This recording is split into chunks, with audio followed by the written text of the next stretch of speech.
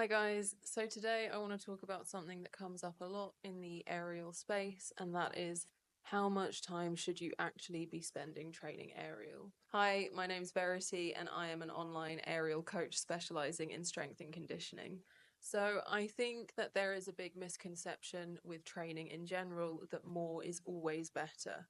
If you want to get better, you need to do more of the thing.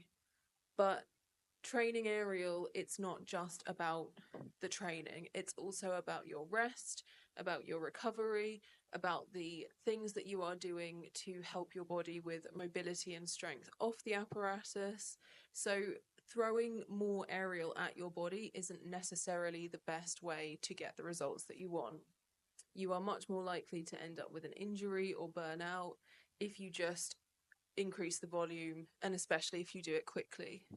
So one of the things that I like to think about with how much time you should spend training is how consistent can you be over a long enough period of time to actually solidify what you're doing into your body, build the strength, build the mobility, and see results. Because if you can show up to train once a week for 5 years, you will get results, you will see progress because you've been consistent over a long period of time. If you trained 5 times a week for a month and then felt completely burnt out and you stopped, and then you took like a month or 2 months off and it took you ages to get back into it, that is not going to give you as good results as doing less but over a longer period of time. And so I think people get confused about, how much time should I put into my training? Well, obviously, the more I do, the better I'll get more quickly. And I have done periods of time in my past training aerial where I've increased the volume. For example, I did a 1 month aerial intensive in 2022. I'm trying to remember. Um, and I did this intensive basically to learn how to perform and see if I wanted to perform. And so it was a professional development program. It was 5 days a week, and we were training 6 to 7 hours a day.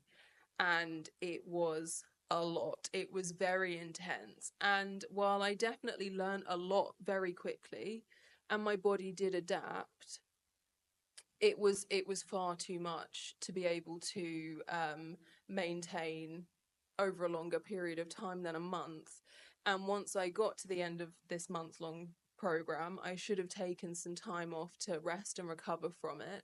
And instead, I carried on trying to train like I was still on this program, and I ended up injured, and I was forced to take a month out. So I think it's like so important to stress that you can achieve a lot and you can make really good gains in a lot less time than you think. I have clients that come into my coaching program, and you know they were sharing with me that they were worried they wouldn't have time for the program, and then I ask, what can you dedicate to this, and they'll say like, 3 hours a week or 4 hours a week, and I'm like, that is more than enough, that is plenty.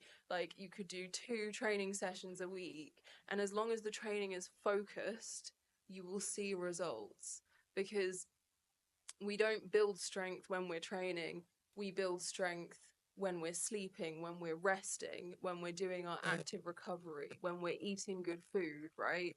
Like, that is when the gains actually are created. The training is just the catalyst for that. So my honest advice around how much you should be training, there is no should. It's what works for you. It's what your schedule allows. It's what your body allows. It's what allows you to show up to training and enjoy it and not feel burnt out. And anytime you are feeling burnt out, that's definitely a sign to ease off and take some rest. And I think, again, it's so easy to just feel like you're not doing enough, like you're not working hard enough.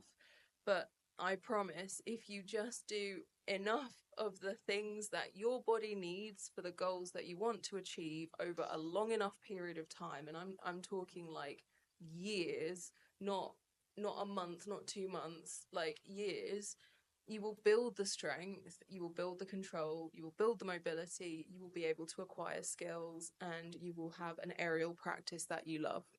So that is my thoughts on how much you should be training as an aerialist.